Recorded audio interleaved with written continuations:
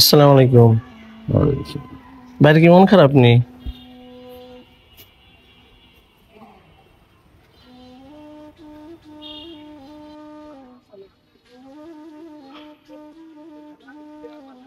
খান সাহেব, খান সাহেব মন খারাপ নেই ভাই?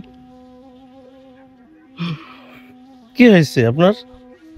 খান সাহেব, খান সাহেব, খান সাহেব।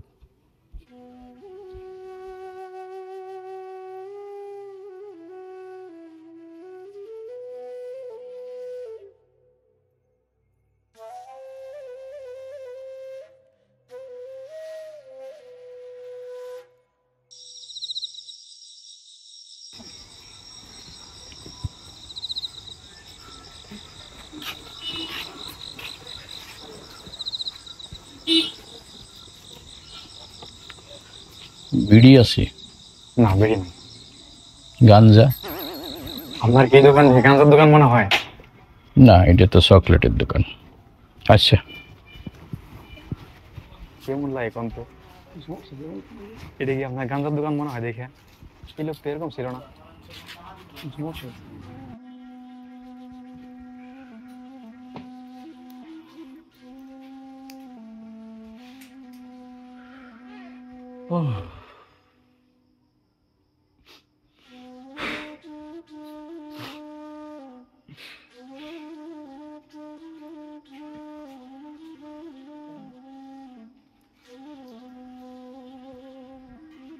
আসসালামু আলাইকুম।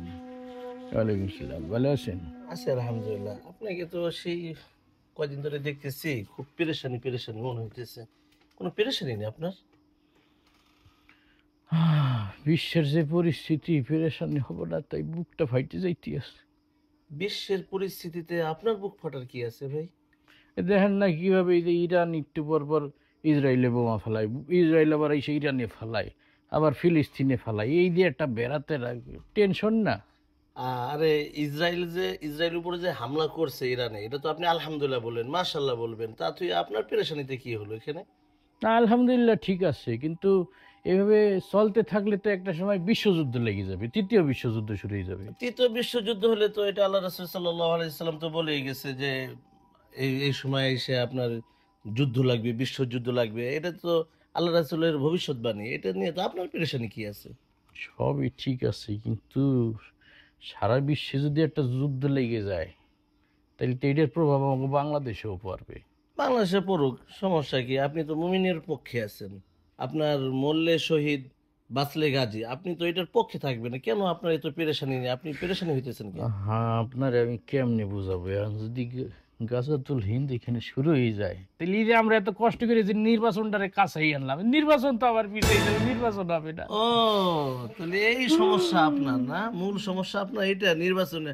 ধর মিয়া, আপনি নির্বাচন, আমি তো মনে হচ্ছে আপনি কি সমস্যা আছেন, থাকেন আপনি, আমি জায়গা।